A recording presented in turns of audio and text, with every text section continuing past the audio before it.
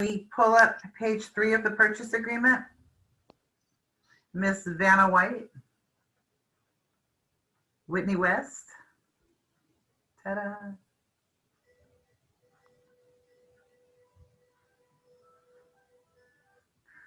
Sorry, this is my copy, so it might be marked up a little bit. Oh, well, let's go back. This was the one that wasn't in your package yesterday, the Fair Housing Discrimination Advisory.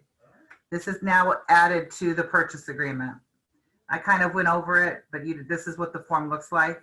So the number 4 shows the protected classes and the characteristics of those classes. So you understand what we're not allowed to do, which we shouldn't be as human beings anyways. So go ahead and move forward. It even includes mentally and physically disabled people, all different categories. Just read through it at your leisure. Make sure you're familiar with it because the buyer and seller are going to have to sign it. Possible representation we went over. Go ahead. Wire fraud, we all understand what that is.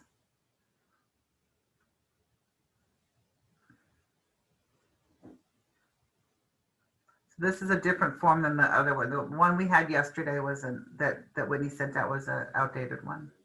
So please get rid of that one and take this one.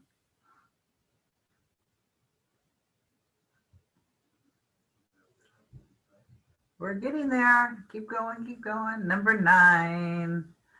Closing and possession. The buyer intends or does not intend to occupy the property as primary residence. We need that for lender reasons. If it's non-owner occupied, it's going to be a different kind of a loan. It's going to be a higher interest rate. So we need to mark whether it is a owner occupied or non-owner occupied.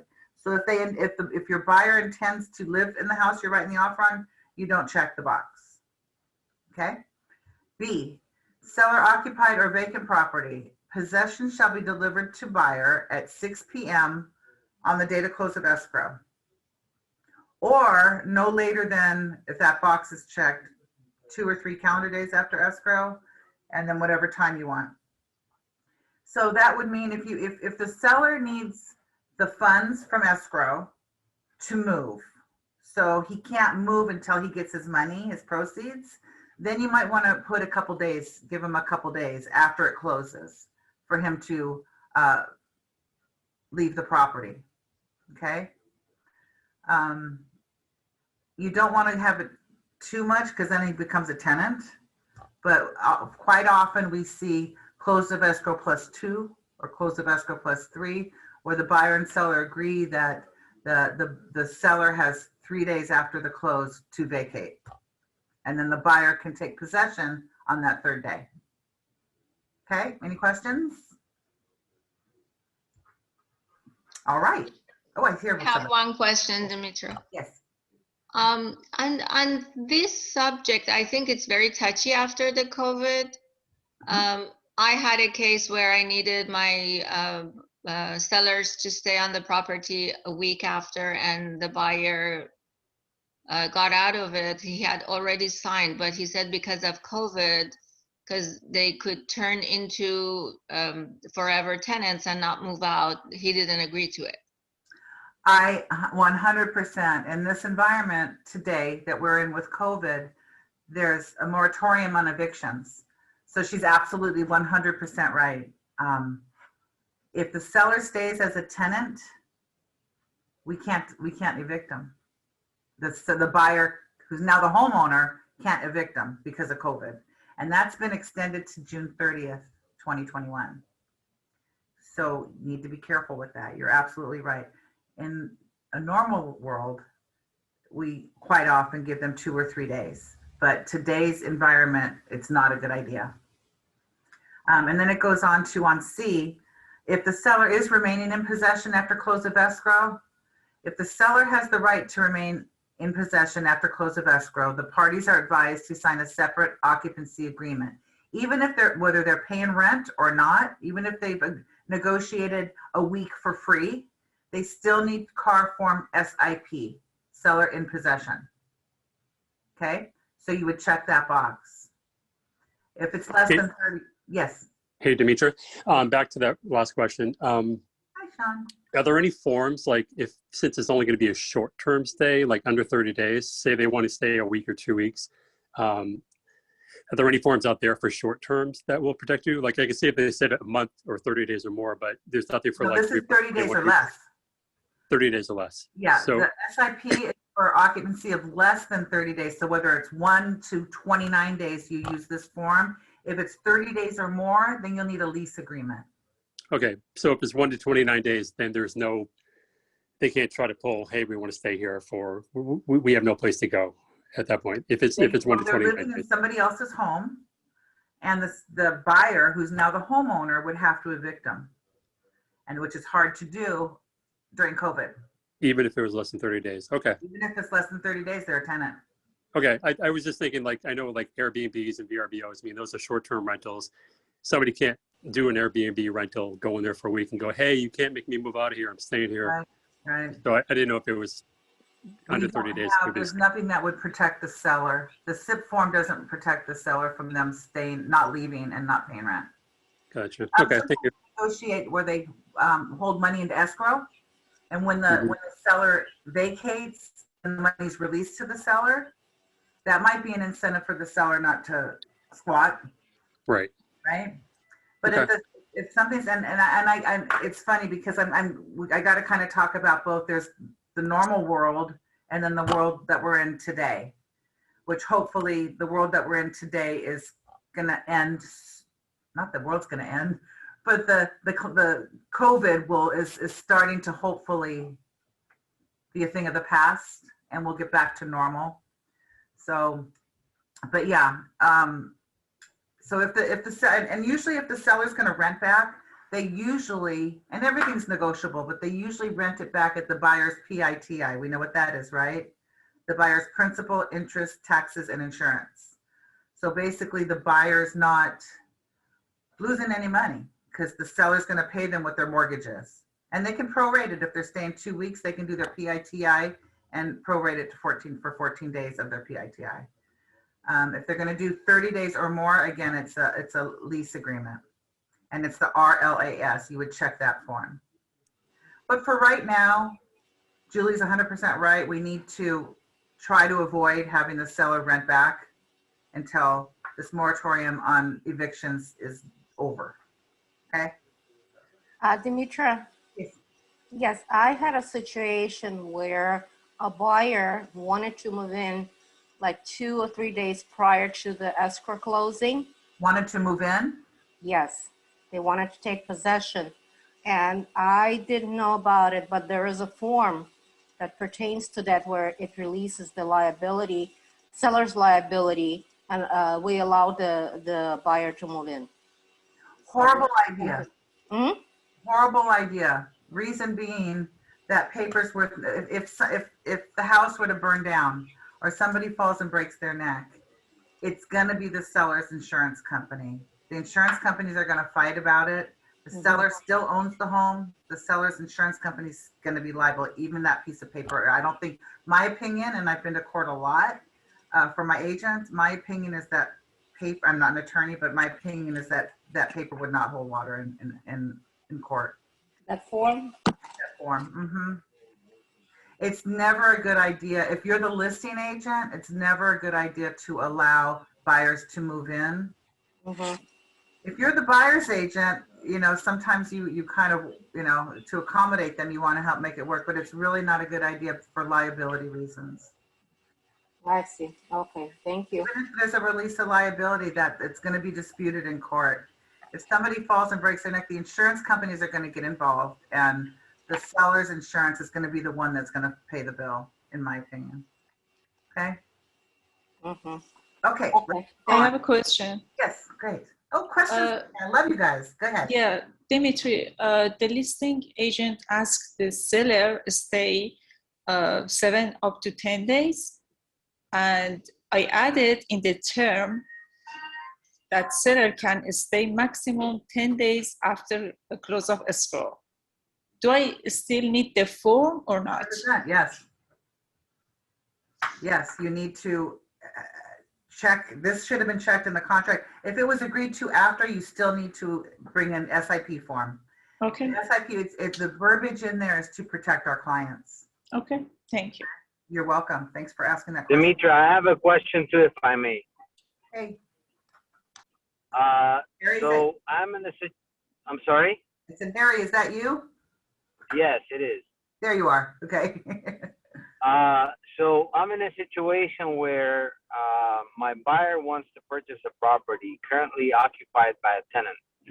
Tenant stated to the seller, not to the seller's agent, to the seller, that she will be moving out on the 7th, March 7th. Now, here's the story. We want to do offer acceptance today. But the buyer, my buyer, says, I want all contingencies to start after tenant leaves and if she leaves, because we don't know for sure. Mhm. Now, we went back and forth, but what they're saying is, okay, we'll agree to that. And verbally, the seller's agent is telling me, let's verbally agree that once she leaves, the contingency starts. Do I want to abide by that, or do I want to have something in writing? Do an addendum. The problem with, I mean, in a perfect world, we could do a handshake and have an agreement, like they say, man to man. You need to get everything in writing, because when push comes to shove, it's going to be a he said, she said, and we've got no proof. So if they want you to remove contingencies from date of acceptance, because that's what the contract says, and you've got nothing proving that, no, we agreed to start the clock once the tenant moves out, you need to have something in writing. Do it on an addendum and put an addendum, check the box to the purchase agreement. Okay. Now, let me do a follow-up real quick. What if the tenant does not leave on March 7 and we open escrow today or tomorrow? That's a problem. Then So we can just pull out. you have all your contingencies in place. You can pull out for sure and get your deposit back. Okay, wonderful. Okay, just don't start Thank you. the contract removing all your contingencies or your buyer's deposit. Well, yeah, of course. Okay, Thank you. you're welcome. All right, Whitney, I think we can go down a little bit. So tenant occupied property. Property should be vacant at least 5 days prior to close of escrow. Again, in today's environment, be careful. Tenants don't have to leave, and we cannot evict for any reason. So be careful if you're selling or listing a tenant-owned property. And unless they're buying the property with the tenant, if an investor's coming, they want to buy the property, it's a good tenant, they pay on time, the rent's good, then they would check, or tenant to remain in possession, CAR form TIP. So you'll fill that form out, and that'll now be part of the contract because you checked the box. Okay. Let's go to statutory and other disclosures, including lead-based paint disclosures and cancellation rights. I'm not going to read this to you.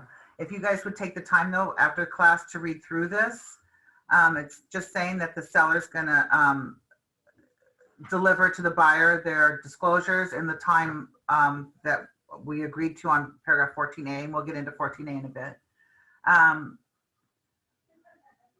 If you look at number 3, note to buyer and seller, waive of statutory and lead disclosures is prohibited by law. We can't waive any government required retrofitting. We can't waive any disclosures. The only time a seller is exempt from disclosures, and we're going to go over disclosures next Wednesday. But the only time that the seller is exempt from disclosures is if it's an REO, which is bank owned. The bank is exempt from having to fill out a TDS and an SPQ, a transfer disclosure statement, and a seller property questionnaire. They're exempt from those two.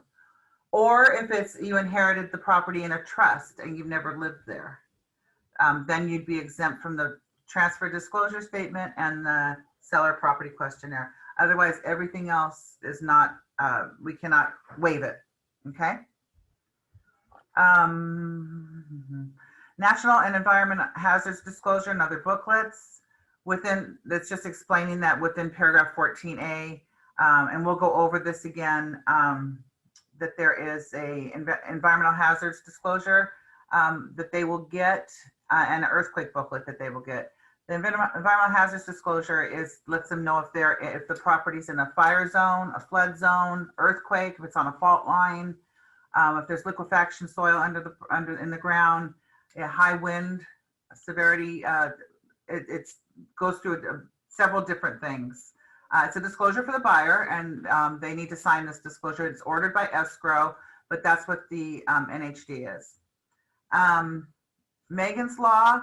We all know what Megan's Law is, right?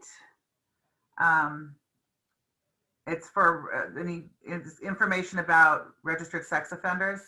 It gives the website there. Don't go on it. Have your clients, if they want to go on it, let them do their own due diligence. But we don't want to do that, because if we give false information, then it just increases your liability. But that's why they put the website address in there. The client's going to have a copy of this, and if they're concerned about the neighborhood, they can always check meganslaw.ca.gov. They can always a good idea to call their local police department to see what the crime rate is in their neighborhood. If the buyer's concerned about that, they have those two options to do, but please, as an agent, don't do it yourself, okay? Let's go down a little bit, Whitney. Notice regarding gas and hazardous liquid transmission pipelines. That's another thing that they can check out on their own. Go to that website. If the property is a condominium or a PUD, which is a planned unit development, the seller has 7 days after acceptance to disclose to buyer if the property is a condominium or is located in a planned development or other common interest subdivisions. So if you want to change that time frame, I leave it at 7 days. I think it's on the normal 30, 45-day escrow, 7 days is sufficient. Buyers usually know, because there's an HOA monthly fee usually that goes along with a condo or a PUD property. The buyer will initial the bottom of each page. And let's go to the next page, Whitney. I want to call you Wendy, Whitney. Okay. Condition of property. This is real important, you guys, especially when you're taking a listing. When you're taking a listing, make sure you educate your sellers that once you go in escrow, it doesn't mean fire the poolman, fire the gardener.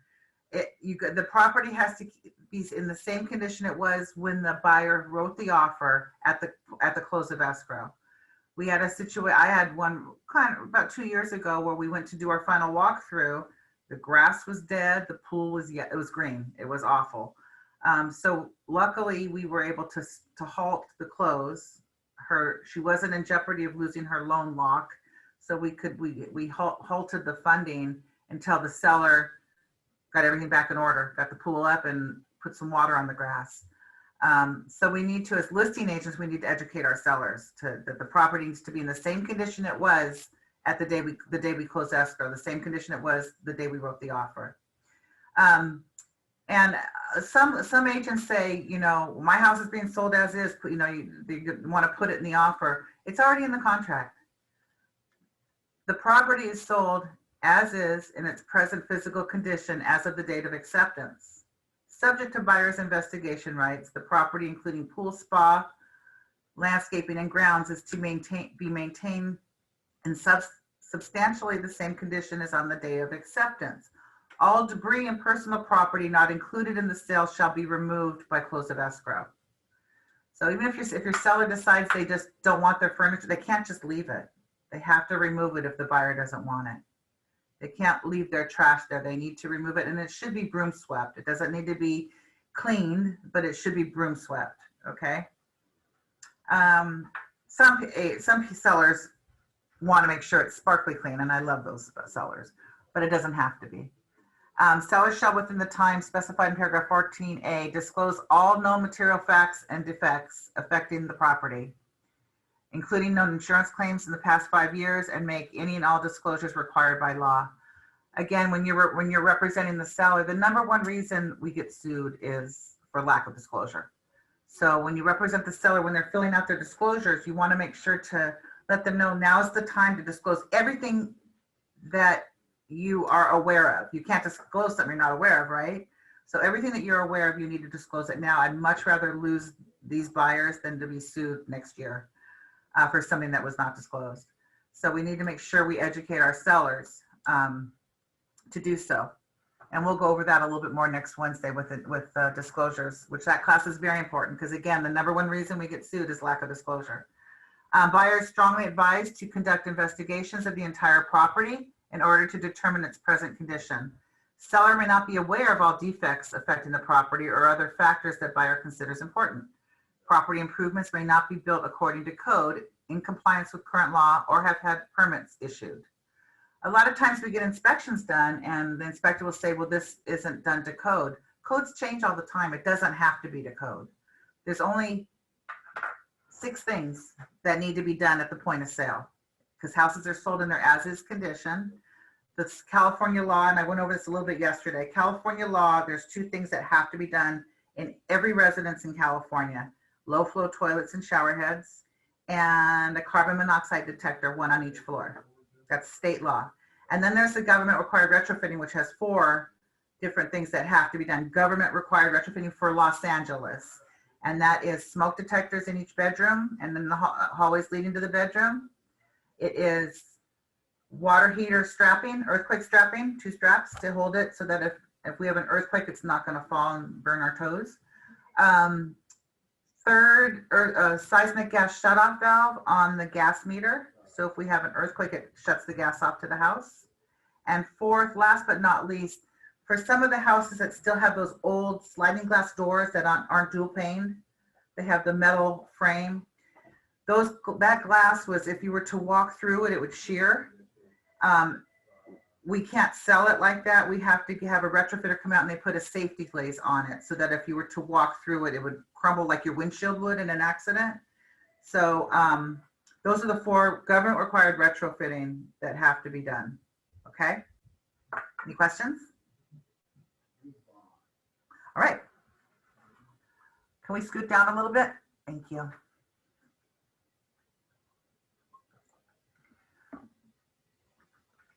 A little bit too far, I think. There, buyer's investigation. Hey, where'd you go? Buyer's investigation of the property and matters affecting the property. This talks about buyer's acceptance of the condition is a contingency of this agreement. And we'll get into the contingency dates on time frames on paragraph 14. I'm not going to read through this. Let's go to title investing. Whitney. Poor girl, she's running the front desk and has to be my Vanna White. Keep going. I know, it's your fault. Get back on the class. That was Harry. He escaped the class. There we go. Time periods. Real important dates here, guys. This you need to pay attention to when you're in escrow. Because there are contingency dates. And right now we're representing the buyer. And the buyer's made their deposit in escrow, right? And we want to protect that deposit in case they want to cancel. We want to make sure that contingencies remain in effect, or if they cancel, they could lose that deposit. 28 years, I've never lost a deposit, knock on wood. And I don't want to start now, and I don't want you guys to do it. It'd be an awful position to be in. So we got to pay attention to these time periods.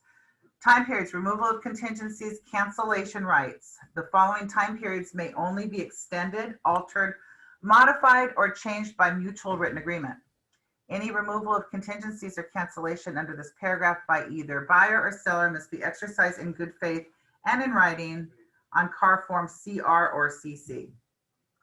So the seller has 7 days after acceptance to deliver to buyer all reports and disclosures they might have, okay? Days after acceptance, not the day we wrote the offer, not the date we opened escrow, the date the offer was acceptance, which could be the last counteroffer if they were counteroffers going back and forth. So if I write an offer and the seller counters and then we countered them and then they accept that one, the date they accepted it is when the clock starts ticking. So if they accepted it March 4th today, then tomorrow's day 1. So Demetra, it's not 7 business days. No, it's 7 days. everything is calendar days. Okay. Except on page 1 of the contract where we had the earnest money deposit, that's business days.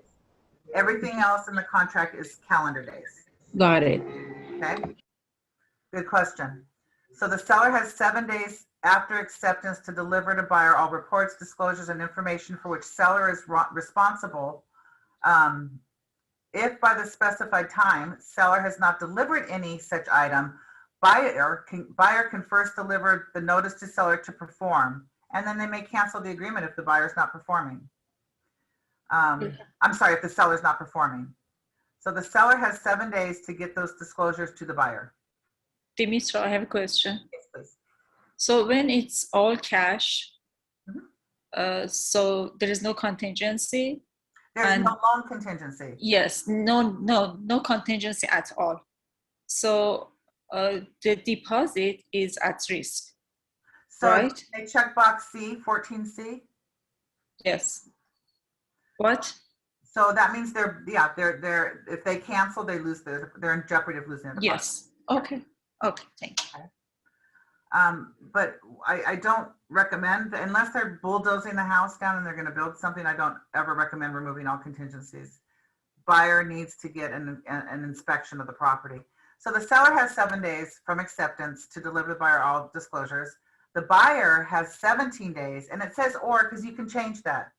If it's a longer escrow, sometimes we shorten that, the 17 days. If it's multiple offers and you want your offer to look stronger, you might want to change that to 10 days, 7 days, 12 days, whatever both parties agree to. So the buyer has, as it's written, 17 days after acceptance to complete all their investigations, review all those disclosures and reports that you got from the seller. They've got 17 days to get that done. Okay. If you have an accepted offer, today's Thursday, you could get an inspector out there this weekend. So there's no reason it shouldn't take 17 days, but you can always shorten that. Again, if you're in a multiple offer situation, you might want to do that. Just how the seller would look at it is if you're going to cancel because of the inspection, I'd rather have you cancel in 10 days than in 17 days, right? Then they can put the house back on the market. They're not losing that much time.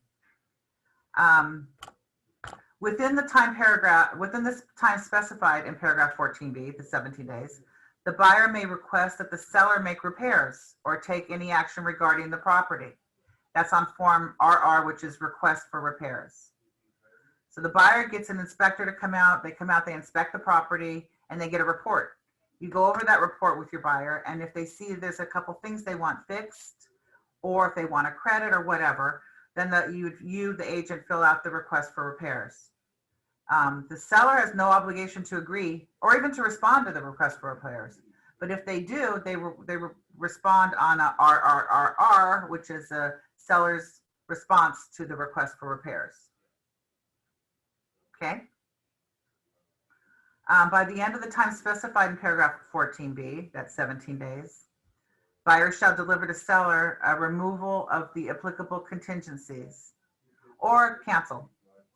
However, any report, disclosure, or information for which the seller is responsible is not delivered within the time frame in paragraph 14A, then buyer has 5 days after delivery. So what that's saying is, let's say we got all the disclosures and we've approved them, and then the seller remembers something else or another disclosure comes about. Once the buyer is delivered to the buyer then has 5 days to review it and approve it, or they can cancel. Access to the property. Buyers shall have access to the property to conduct inspections and investigations for 17 days after acceptance, whether or not any part of the buyer's investigation contingency has been waived or removed. So the seller cannot deny us accessing the property to do inspections for 17 days, as this is written right now. Again, those time frames can change. Any questions about paragraph 14? It's real important that you get this because our time frames are really important in protecting our clients. No questions? All right. And if you're doing an all cash and you're going to bulldoze it, then you might, to make your offer even better, check C, removal of contingencies with offer. Buyer removes contingencies specified in the attached contingency removal form. If buyer removes any contingency without adequate understanding of the property's condition of buyer's ability to purchase, buyer's acting against the advice of broker. So this means if they remove all their contingencies and they cancel, they're in jeopardy of losing their deposit. Okay, that earnest money 3% deposit on page 1. All right, let's scroll down a little bit if there's no questions.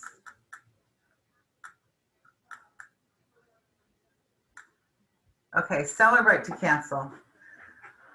Seller really doesn't have any right to cancel unless the buyer is not performing. So the seller right to cancel, buyer's contingencies.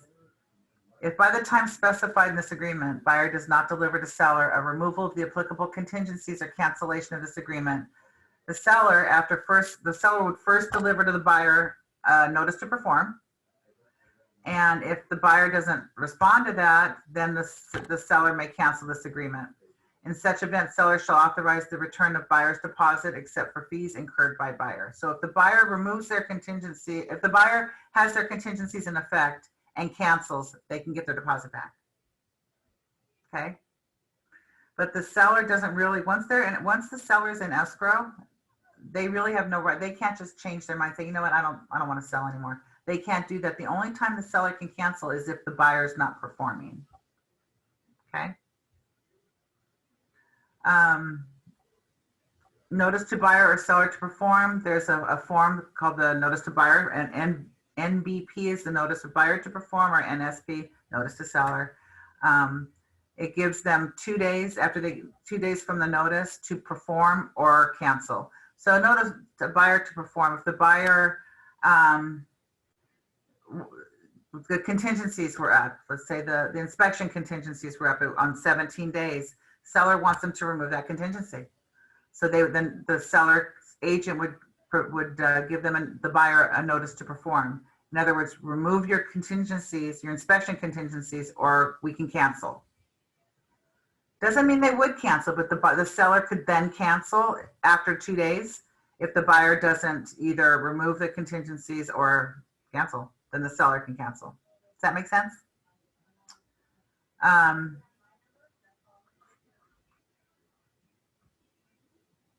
Let's scroll down a little bit. Okay. This goes into the effect of buyer's removal of contingencies.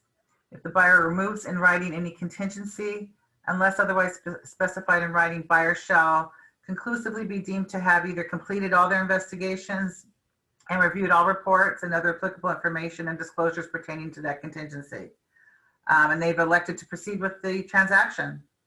They assume all liability, responsibility, and expense for repairs or corrections pertaining to that contingency or cancellation right. Close of escrow. Buyer or seller may cancel this agreement for failure for the other party to close escrow pursuant to this agreement. But first, they need to deliver the party a demand to close. So what happens is the buyer is not performing, the seller gives them a notice to perform. If after 2 days they still haven't performed, then they present them with a demand to close. They can't close, they can cancel, then they can cancel. And then it goes into the effect of cancellation on deposits. If one party cancels and if there's a dispute over the deposit, even if all the buyer's contingencies have been removed, it doesn't mean the seller, and they cancel, it doesn't mean the seller automatically gets the deposit. If the buyer fights for it, they don't sign it. It requires mutual release to release the money to the seller. And if they're disputing it, then they have to go to mediation and then arbitration.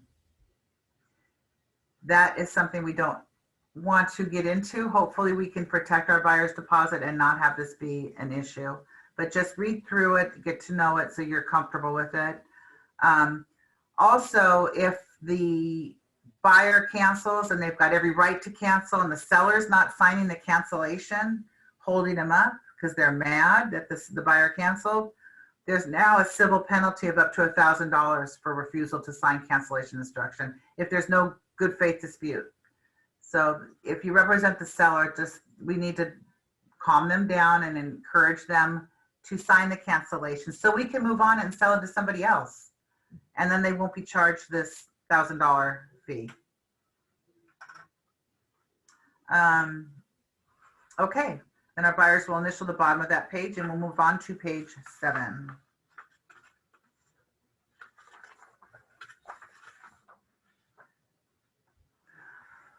Final verification of condition. We used to call that a final walkthrough, but now it's called a final verification. They've changed the wording. Buyers shall have the right to make a final verification of the property within 5 days prior to the close of escrow, not as a contingency of the sale, but to solely confirm that, 1, the property is maintained in the condition it was when we first saw it, and 2, repairs have been completed as agreed. So when you did your inspection, if you had a request for repairs and you asked for some repairs to be done, that's the time you go through. You have your list of what they agreed to repair, and you go through and make sure they were repaired as agreed, and that the seller has complied with seller's other obligations. So that is something that, to make sure, it's just to make sure, the main thing is to make sure the property is in the condition it was when you wrote the offer. Another thing it's good for, I like on the walkthroughs, if the final walkthroughs, if the buyer and their agents there and the seller and their agents there, it's a good time to ask questions. The buyer might want to know, what day's trash day? Ask, how do you turn on the pool light? Where's the switch? You know, stuff like that, stuff about the house. So it's kind of a good time for everybody to kind of get together. In a perfect world, that's how we like to do it. Number 16, repairs shall be completed prior to final verification of condition unless otherwise agreed in writing.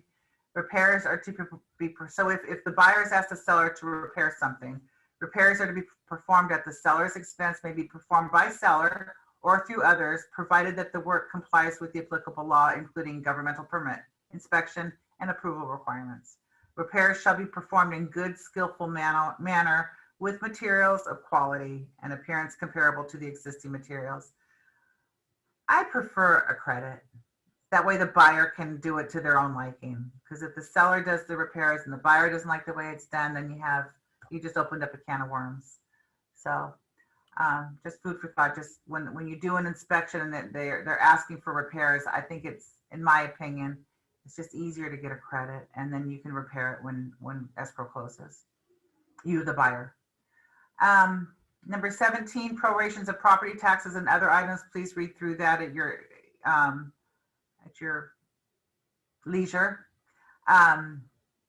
Everything will be paid current in escrow. The property taxes, if there's an overage or whatever, they get prorated. So go ahead and scroll up to broker's compensation. Wrong way. Scroll down. Sorry, my bad. Broker's compensation, seller or buyer or both.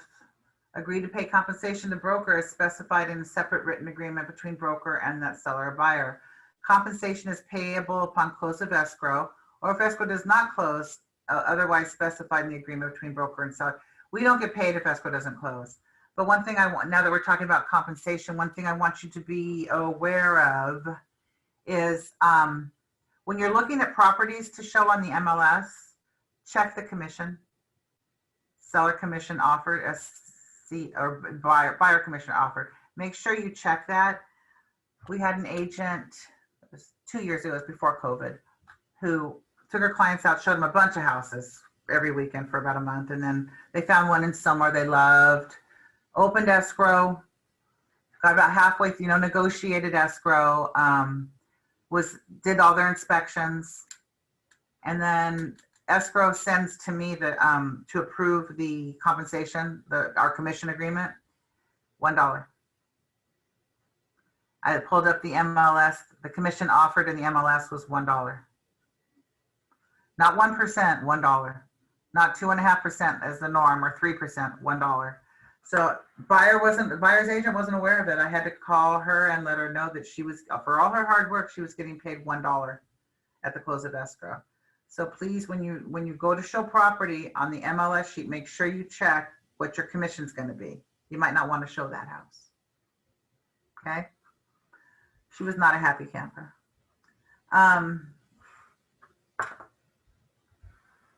Representative capacity. If one or more parties is signing this agreement in a representative capacity and not for himself or herself, like if it's a trust or something, then you want to fill out this form, RCSD. Let's scroll down to 20. Joint escrow instructions to escrow holder. Go ahead and read through this on your leisure. I'm not going to read it all to you because you guys are going to hate the sound of my voice by the time we're done. Buyer's initial at the bottom of the page, and let's go to the next. Aha. Paragraph 21. This is our liquidated damages clause, so it's real important that you understand it. So on paragraph 1, remember that 3% good faith deposit, or the earnest money deposit as they call it now? Liquidated damages. If buyer fails to complete this purchase because of buyer's default, seller shall retain as liquidated damages the deposit actually paid. If the property is a dwelling with no more than 4 units, one of which buyer intends to occupy, then the amount retained shall be no more than 3% of the purchase price. That's the reason we ask for 3% of the good faith deposit, because that's the most the seller can keep if we don't act in good faith and if the buyer cancels after they've removed all their contingencies. Any excess shall be returned to buyer. So if you put 5% EMD, the most the seller could keep is 3%. Release of funds will require mutual signed release instructions from both buyer and seller. Judicial decision or arbitration award. At the time of any increased deposit, buyer and seller shall sign a separate liquidated damage provision. So the buyer and seller both have to initial here for this to be in play. If I represent a seller and I get a contract and the buyer hasn't initialed, I'm going to counter it. Because if the buyer doesn't agree to liquidated damages and they cancel, even if they've removed their contingencies, they get their deposit back.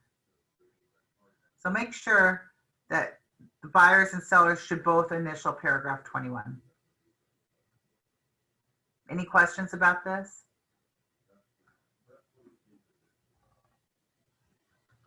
Nothing? Okay. Dispute resolution. Let's scroll down a little bit. Dispute resolution. So we are going to agree now if there is between buyer and seller. If there's a dispute between buyer and seller, how are they going to handle it? There's 2 ways to handle it. You can arbitrate or you can go to court. And then we're going to decide, buyer and seller are going to decide right now which way we're going to go. If they decide to arbitrate, they need to mediate first. If they decide to go to court, they need to mediate first. So either way, they're going to mediate and try to come to an agreement before having to go to arbitration or to court. Scroll down just a little bit more. Thank you. That's good. The parties agree that any dispute or claim in law or equity arising between them out of this agreement or any resulting transaction which is not settled through mediation shall be decided by neutral binding arbitration. Parties also agree to arbitrate any disputes or claims with brokers who, in writing, agree to such arbitration prior to. Let me scroll down a little bit. I mean, you don't have to scroll down to the bold notice. By initialing in the space below, you're agreeing to have any dispute arising out of the matters included in the arbitration of disputes provision decided by neutral arbitration as provided by California law, and you're giving up any rights you might possess to have the dispute litigated in a court or jury trial. By initiating the space below, you're giving up your judicial rights to discovery and appeal, unless those rights are specifically included in the arbitration of disputes provision. If you refuse to submit to arbitration after agreeing to this provision, you may be compelled to arbitrate under the authority of the California Code of Civil Procedure. Your agreement to this arbitration provision is voluntary. We have read and understand the foregoing and agree to submit disputes arising out of the matters included in the arbitration of disputes provision to neutral arbitration. So if the buyer agrees to, if they want to arbitrate, if there's a dispute, the buyer would initial here. If the seller initials, then that's the decision. They both need to initial here for it to be in play. Okay. So again, if they agree to arbitrate, and we can't advise them, we're not attorneys, we can't advise them on this one whether to initial it or not. It's basically if there's a dispute, you arbitrate or you can go to court. The good thing about arbitration is, or it could be the bad thing, whatever the arbitrator decides is it. There's no appealing it. It's quicker than a long drawn out lawsuit, and it's less expensive. It's not cheap. it's thousands of dollars, but it's less expensive than paying an attorney. So if you don't initial, that means you don't agree with arbitration, and you can, if there's a dispute, you hire an attorney and you can sue. The good thing about that, I guess, is you can appeal. If you don't like the decision made by the judge or the jury, you can appeal it. It's going to cost more money, and it probably will take longer, but that's up to the buyer and seller to decide how they want to move forward. I've had clients ask me, what do I do? I don't know. Do I initial it? Do I not? I said, I can't tell you. You have to read and decide on your own. One buyer asked me, well, what do you do when you buy property? I initial it. I'd rather arbitrate, get it done with, and move on.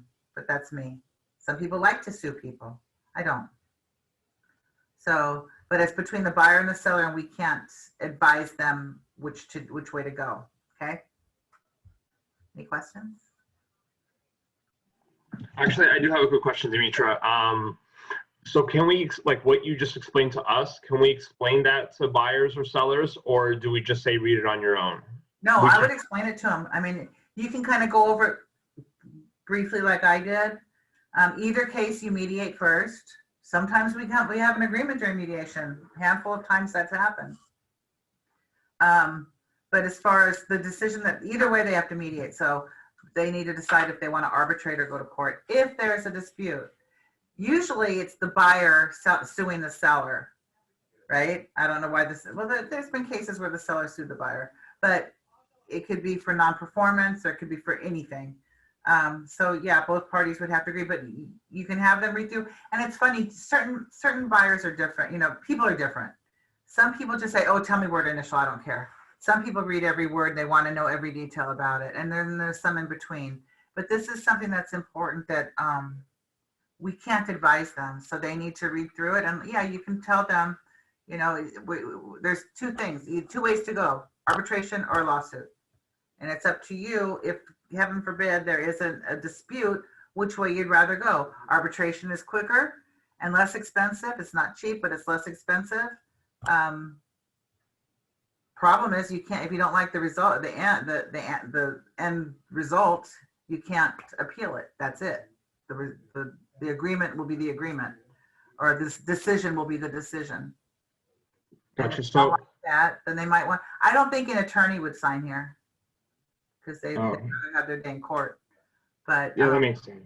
But I think I see every file, and we close about 150 a month, and I'd say 98% of people initial here. A lot, sense. Most people do, then don't. So, like you said, if initials by the buyers and sellers, and I'm sure all parties would have to initial. So if it was like a married couple, they both have to initial in order for that to take place. Right. So they have to go through arbitration. An arbitration decision is final. But what if they choose not to sign? They can go through litigation, or they can still go through arbitration if they wanted to. Technically, right? They aren't forced to go through litigation. So yeah, they're not forced to. No.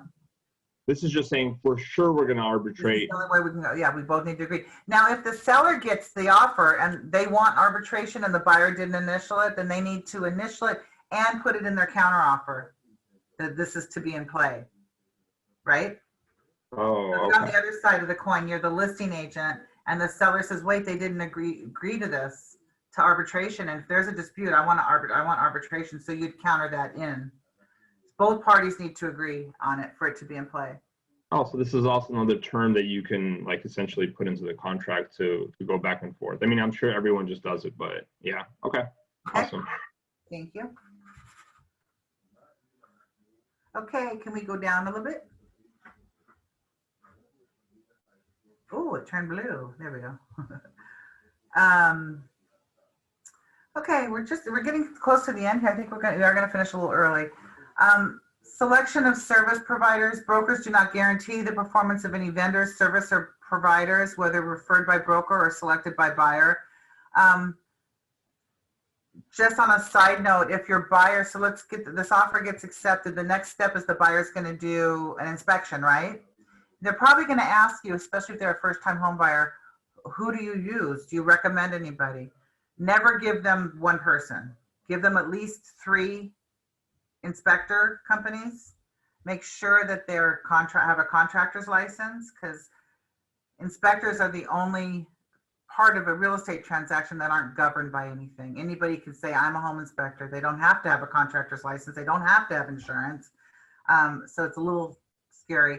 But the main reason to give them a list to choose from is because, let's say we close escrow and 6 months later, the house is sliding down the hill or there's a problem.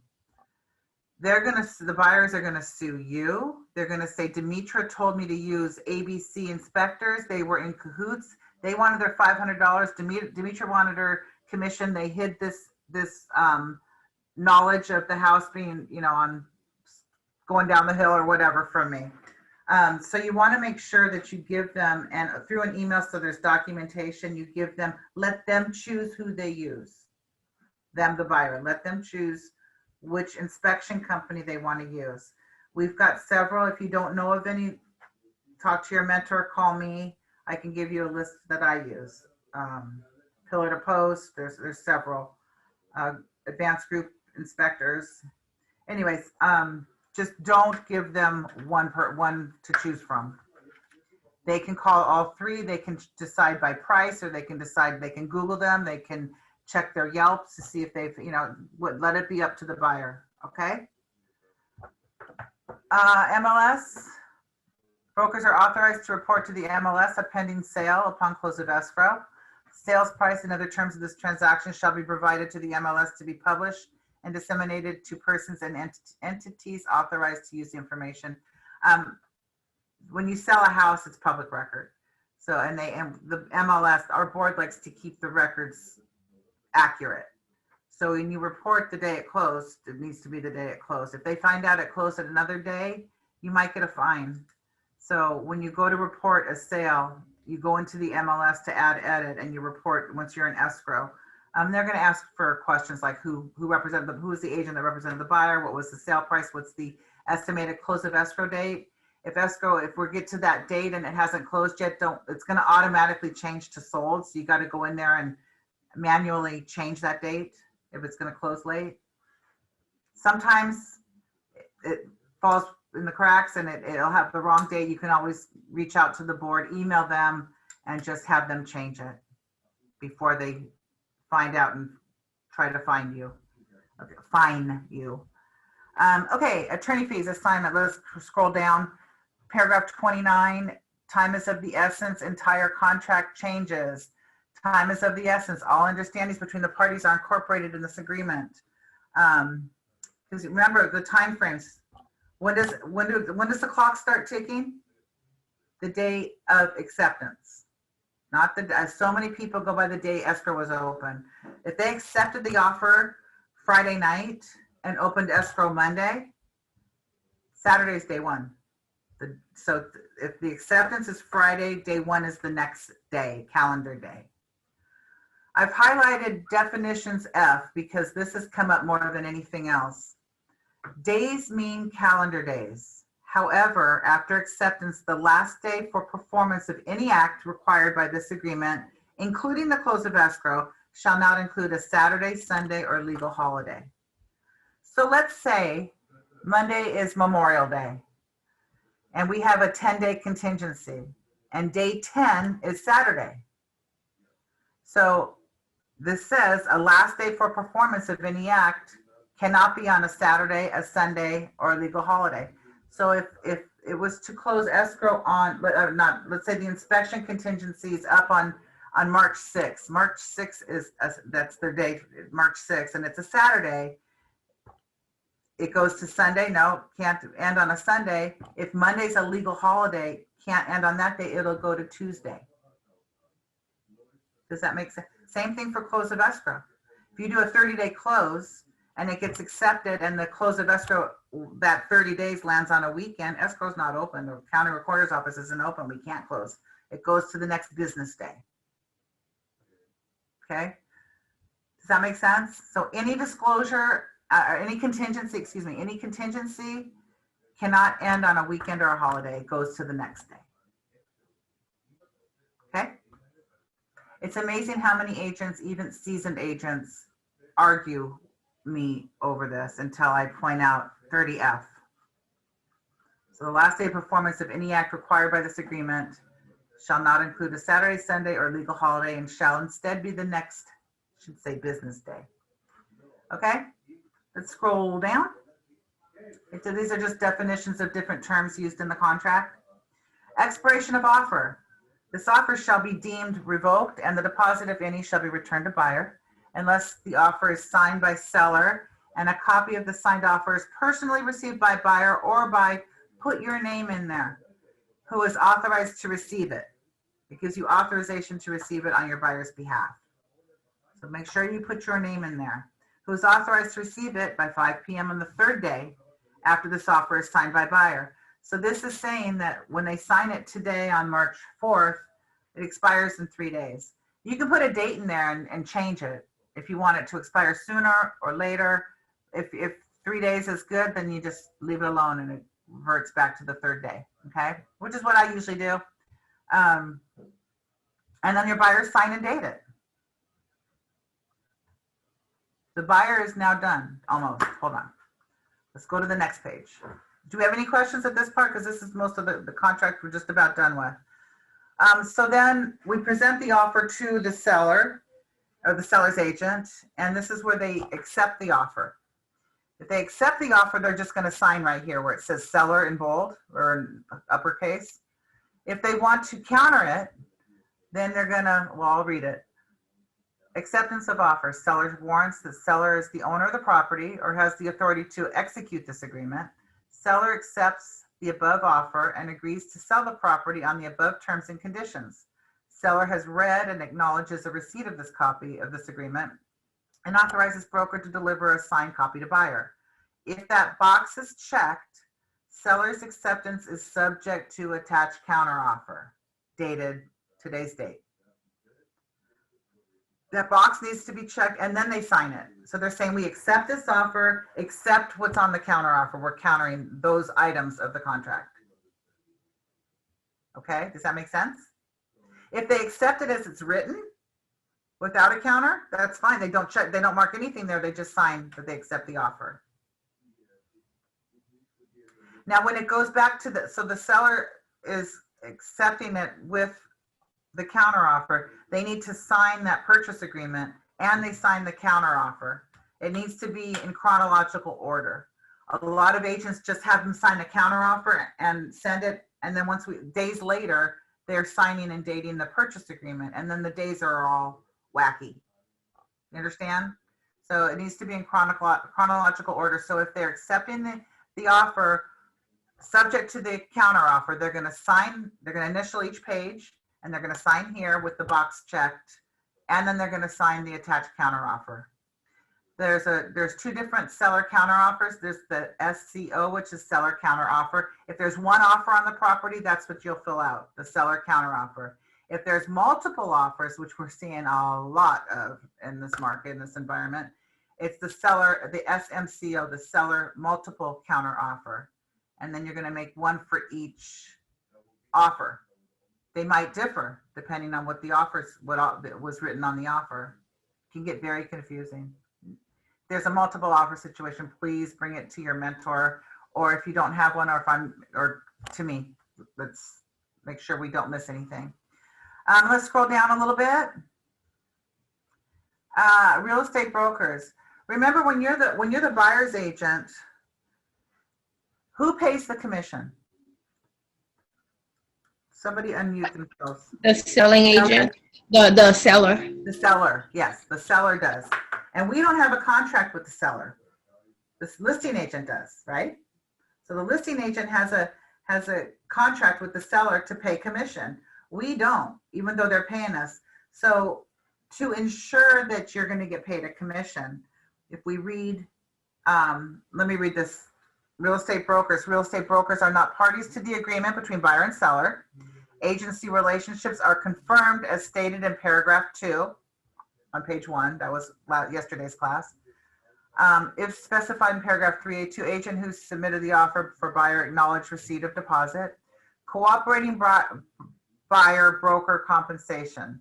Seller's broker, the listing broker, agrees to pay buyer's broker, and buyer's broker agrees to accept out of the seller's broker's proceeds in escrow the amount specified in the MLS, provided the buyer's broker is a participant of the MLS in which the property is offered for sale, or a reciprocal MLS. If the seller's broker and buyer's broker are not both participants of the MLS or of a reciprocal MLS in which the property is offered for sale, then compensation must be specified in a separate written agreement, CAR Form CVC.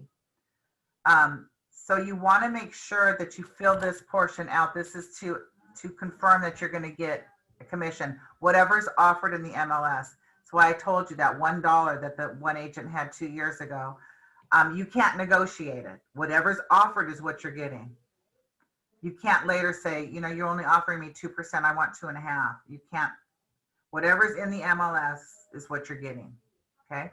Believe me, with that $1, I wanted to go through the phone at that agent. That was awful.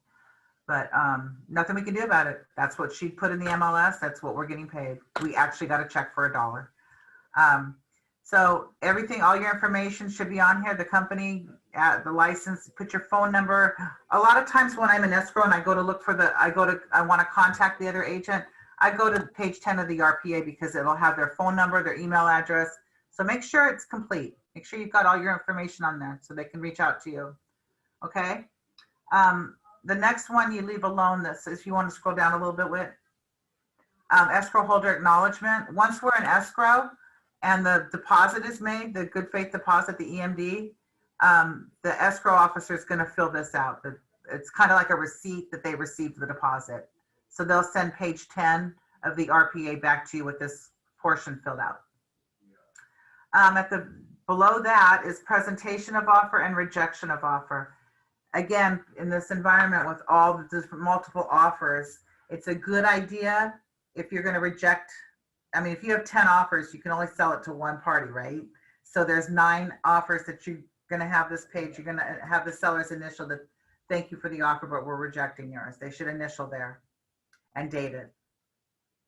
That way the buyer's agent can't come back and to your broker and say, Demetra, I don't think he ever presented my offer. We have proof that the buyer, the seller saw it and rejected it. Okay, so it's always a good idea for all the offers that are being rejected, have the seller initial that they've received it, reviewed it, and rejected it. A lot of times we get accused of wanting to double pop it. So we accepted our offer and, you know, didn't even present the other offers. Well, that's not how we do business. We present all offers, and it's up to the seller. They choose which offer they want to accept. Demetra, can I ask a question, please? So there are many offers that are left without any response. How are they justified? I mean, I've experienced a lot of offers that go in, get no response. Do we certainly ask for a rejection, or we just leave it alone? You can ask for it. Whether the agent's going to depend on the agent. I mean, hopefully the agent would get it to you. But just, you know, you can call and say, I don't like when people call and accuse. Did you even present? What, did you sell it yourself? You know, did you even present my offer? So I would call and say, you know, my buyer is really bummed that they didn't get it. Can you please provide me with page 10 with the seller's initials that they rejected our offer, so I can show that it was presented and for whatever reason it wasn't chosen. Correct. So if the response is that the seller is choosing not to respond and waste time, then how do you take that? Well, I don't take it very well, but there's nothing I can do about it. Yeah, but there's nothing that we can do, There's nothing right? we can do about it. We can't put a gun to their head and make them do it, even though we want to. But yeah, I mean, it's not that big of a deal. We didn't get chosen, move on to the next, and we're seeing a lot of that right now. Yes. So. Okay, thanks. Okay, Demetra? let's go down a little bit. Can I have a quick question? This is Leslie. Hi, Leslie. Hi. So going back to the counter and multiple offers, can I get some clarity on how that works? So if you have that form, you said that there was one for just a regular counter offer and then one that was a counter on multiple offers. So how does that work? Can the seller counter the initial buyer's offer for 3 or 4 different offers? And then it's the first one that... No, okay, hold on. So a multiple offer situation, right? We represent the seller. We get 4 offers. We want to respond to all 4. They're all good offers. We might get 5 offers, but one of them is really low. We just want to reject that one. We don't like their terms at all. So we find the ones, maybe the top 4, so top however many the seller wants to counter. By putting it on a seller counter multiple offer, it puts everybody on notice that they're not the only offer, because it says right there on the title of that form, seller multiple counter offer. So they know, it puts everybody on the same playing field, that there's other people that wrote offers on this property. So we counter, the counters might all look different, because we might be countering only price on this offer, and maybe price and some of the terms like close of escrow date, or, you know, so we send out all 4 seller multiple counter offers. Some may come back, some may not come back, but there's an expiration date. So as they all come back, then you see what they countered, and then you present them to the seller, and they choose which one they want. Okay. It's not the first one to come back, because it might not be the best one. Those 2 expire. Those counter offers do expire to, you know, also. So once they get them, and the seller doesn't even have to wait till the expiration date. If they get a counter that they really like, I would wait, because they might get another one that they like even better. But yeah, then they take the ones that they got back that were agreed to. Or, you know, sometimes on a seller multiple counter offer, we ask for best and final for price. So then there's going to be a buyer counter to the seller multiple counter, where they're going to state what their highest and best price is. And Okay, then we have and then to it's sign always, everything. it's always up to the seller to do the acceptance, no matter how many The seller's counters come decision. back. Yeah. Okay, We're there to advise them if they need our advice, but it's ultimately the seller's decision which offer they want to take, which offer they want to set. We just provide information. great. It's up to Thank the you for the seller. clarification. Sure, my pleasure. Okay, let's go down. Let's see what's next. Whitney?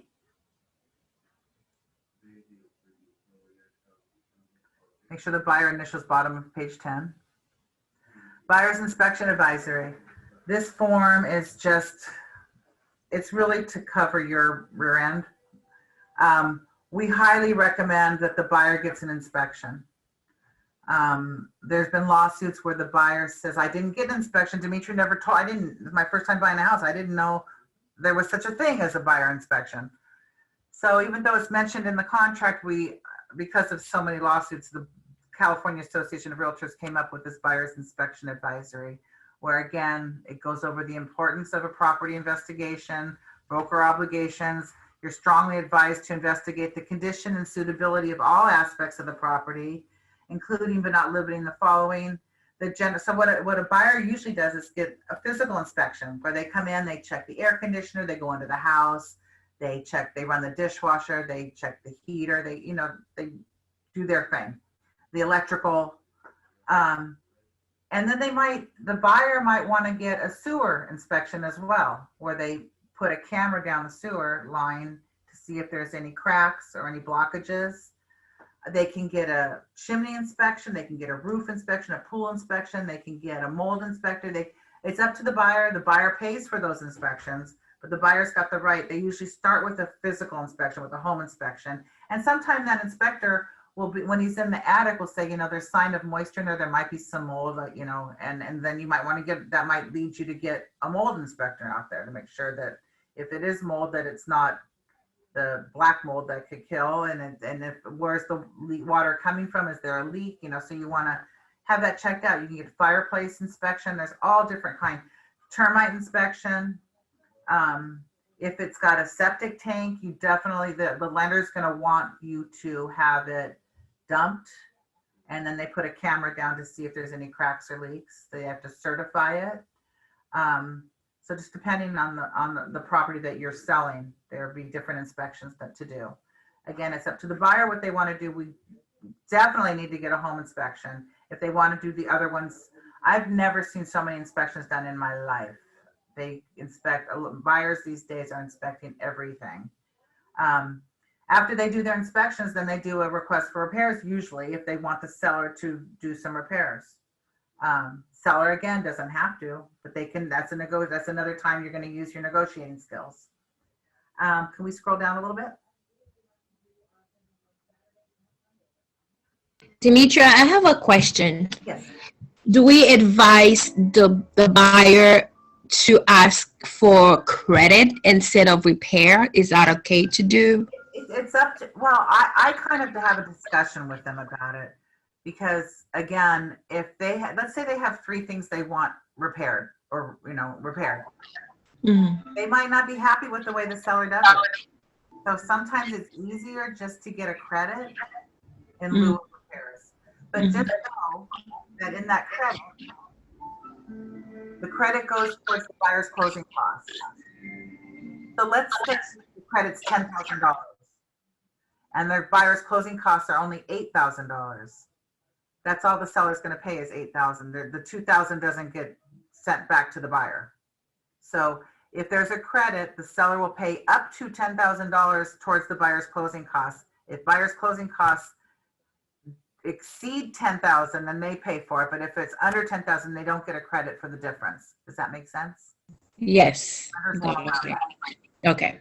Thank you. Okay, scroll down a little bit. Buyers are going to sign. Keep going. I think we're done. California Consumer Privacy Act Advisory. This is goes into websites. We put their information, their pictures of their house and stuff on websites and different things in the MLS. This, if you want to just scroll through, please read through it. It's can you go to the end of it, Whitney? It's letting them know that the stuff is going to be on the MLS. It's going to be with a third party and that they're agreeing to it. Haven't had any pushback. If they don't want pictures, it might not help. It might hinder us being able to sell their house. But we know our board has to have a picture of at least the front of the house. But sometimes if people want to be more private before it closes, I might remove all the pictures except the front of the house for privacy reasons. Depending on who your client is, they might not want all that out there. But that is the end of the class. Does anybody have any questions on any of the things that we've gone over? Hi, Demetra. Charlene Mariano. Yes. I have a question. Yes. If I'm dealing with a condo, I'm dealing with the seller, and it's a condo townhouse, there's an HOA. And it's the month that the HOA was in transition. They're letting go of the old HOA agency that the property manager, the HOAs are in between. Okay. The one they hired and the old one. Neither of them is performing. It's time for them to go ahead and send the HOA documents for the buyer. Is it me as the selling representative? I call the old management company, push them. Who do I push, or how do I? That's a very specific situation. I would start with the old company, and if they said we're no longer, we got fired, I have no access, then you got to go to the new one. And the new one says that they're not cooperating, they're not giving us anything. How do you sell the properties when you're dealing with HOA that's uncooperative? Yeah, because part of the buyer's got to approve the CC&Rs. Escrow is going to need all the HOA information. We can't close without it. So is escrow going to push? Escrow is going to push too, yeah, because the seller's going to pay, $300, $400, $500 for the HOA information, and who are they going to send that to, the old one or the new one? It's going to, yeah, that's a tough one. It happened to me, that's why. Oh, how did it get resolved? I had to get it from the old HOA company, but they were just very late. They held up everything. Yeah. And I'm in that position. Bertuski to deal with, but yeah, I would start with the old, and if not, but that's how you got it. So anybody else have any questions? No? Actually, Yes. Demetra, I do have a couple questions for you. Good.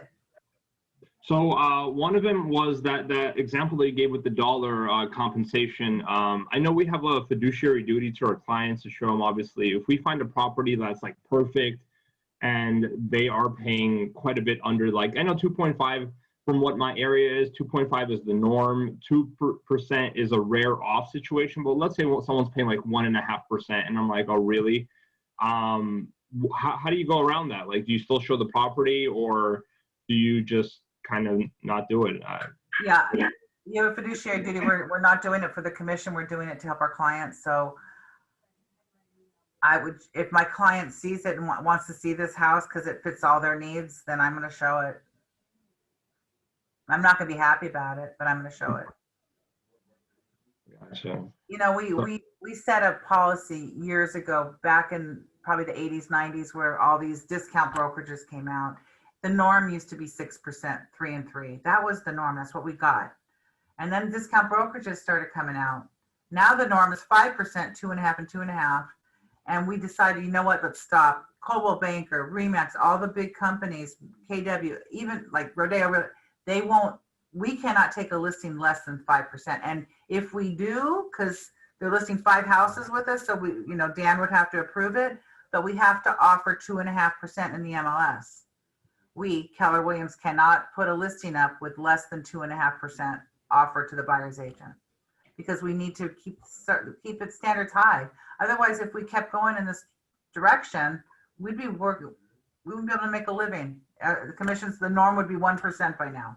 So that's why you normally see at least 2.5%, sometimes 2. But keep an eye on that, because whatever, if you get into contract with that property, that's what you're getting paid. We can't negotiate it. Does 3% still happen? Because I haven't seen it in the like couple hundred properties. You know what you're going to see? What I see is agents are taking listings at 6%, but they're offering 2.5. So that's 3.5. all right. All right. Hey, Demetra, on that. Sometimes you see 3, and it's like I mean, that's a big raise for you if you can get 3% instead of 2 or 2.5%. So you're gonna show that probably. It's gonna be on the top of your list to show. But you know, you don't see 3s all that much anymore. They're still out there, but I do see a lot of 6%. It's just they're offering 2.5. I gotcha. All right. All right. Hi, Dimitri. Earlier, Peter, earlier you mentioned buyer want to move in 3 days earlier. You said it's not a good idea. Don't do it. Yeah, it's any way you can get along around it, or you absolutely don't want I don't think it's a good idea. It's up to the seller. If I represent the seller, I'm not letting them in until escrow records, until the property funds the first day, and then the second day it records. That's when it becomes the buyer's property. That's when they can move in. Because anything can happen. We could have an earthquake, we can have a flood, a fire, somebody could fall off the roof and break their neck, and then the seller's going to be liable. So if I represent the seller, I'm not letting it happen. So your principle is no, no. No, no. Okay, thank you. You're welcome. Hi, Demetra. You said yesterday, I think, that we could find this form on the car website. Find what form? This form that we're going over. Yes, the purchase agreement. I was just wondering, like, where on the website we'd be able to pull it up. On car.org. Mm-hmm. You go to car.org and then you can pull up forms. Who's your mentor? Peter.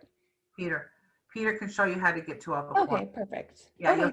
You'll start a file for every offer that you write, but he'll show you how to access it. Okay, awesome. Thank you. All right, anybody else? Love these questions. Demetra, back to the commissions question. If we're selling one of our own houses, does KW still adhere to we're listing it for 5%? If you want to list it for anything less than 5, you have to get Dan's approval. We still offer 2.5 to the other side. And we can list our own homes, but we cannot purchase our own homes because of E&O reasons. So we can't, if you want to buy a home, have your mentor or me have somebody write the offer for you so that if there's a issue, you'll be covered for E&O. Yeah, I know. I had already asked you about that on the buy because I'm going to be buying a flip. with a partner, so I'll be going through you with that. I'll be your agent, my friend. Yeah, I just wanted to know because my partner's asking, well, if you're going to list it, what's KW? Are they just going to charge us? Do we have to put 2.5 for the sell and 2.5 for the buy, or can we put 1.5 for the sell? We have to run that by Dan. You have to run that by Dan if you want a discount.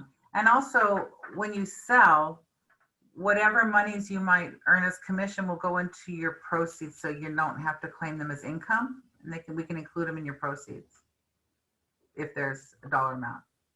Okay. One other thing on that note, totally different from your class today, but since I have you here, if I'm buying something off market and we put an offer in, I'd heard somewhere that you have to let the buyer know what you plan on selling this for after the fact. Is that true in California or no? It depends on the situation. Is the property underwater? Is it a short sale? No, it's got tons of equity, and it's just Not a notice of default? No, nothing like that. No, then you don't. You're gonna buy it, flip it? What's that? Yeah. Yeah, no, there's no other form. Okay, great. Thank you. Okay. So, Peter, during our real estate course, we were advised that in such situation, we should inform the seller about what you're going to use that house for, especially you want to flip it and sell it. You're obliged to let the seller know about as part of the communication. Not to my knowledge, unless there's a notice, a NOD filed, or if there's a short sale. We can't take advantage and get it for cheaper and then turn around and sell it for more. So then we would have, there's another form for that. But no, if you're gonna buy a house and you can do whatever you want with it, you can live in it, you can, and as long as the seller gets them what they wanted for the house, there's no form or explanation of what we're gonna do with the property that I'm aware of. There's a lot of things that we had to learn to get our real estate license that doesn't apply here. Right? If anybody noticed that, there's a lot of things we had to memorize, townships and all that stuff. We don't use that here in Los Angeles, but anybody else? Demetra, since you just said about to Peter and to Sean regarding you don't have to tell the seller, can the seller, flip side, can the seller say, I only want somebody who's going to buy this house that preserves? Yeah. I've got one right now that the seller, when he received the offers, one offer that he chose was because they wrote a love letter that said that, they want to live there. This is just what they've been looking for and what they want to do with the backyard and how they love the extra room behind the garage. And a couple of the offers were investors. I've got another one that does the same thing. They didn't, sometimes it's an emotional set. The sale can be emotional. If the family lived there a long time, they want to make sure it goes to another family sometimes. They don't want somebody to come in, tear it down and build a mini mansion or whatever. A lot of sellers are that way, and it's up to them. We can ask them, if it's an all cash deal, they're probably going to flip. They're probably going to tear it down and build something else or add to it or whatever. If that's important to the seller, it depends what the seller's motivation is. The seller might not care. They just want the most money. It just depends. And it's up to him to decide. We can ask them if they plan on living there. And it's even in the contract if they plan on living there or not. Thank you. They're going to occupy the property or not. There was that checkbox. So, anybody else? All right, then we'll call it a day. Next Wednesday, 11 o'clock, disclosures. Very important class. I hope to see you all there. Hope you learned something today. Thank you very much. Thank you. Thanks, everybody. Thank Bye. you. Bye.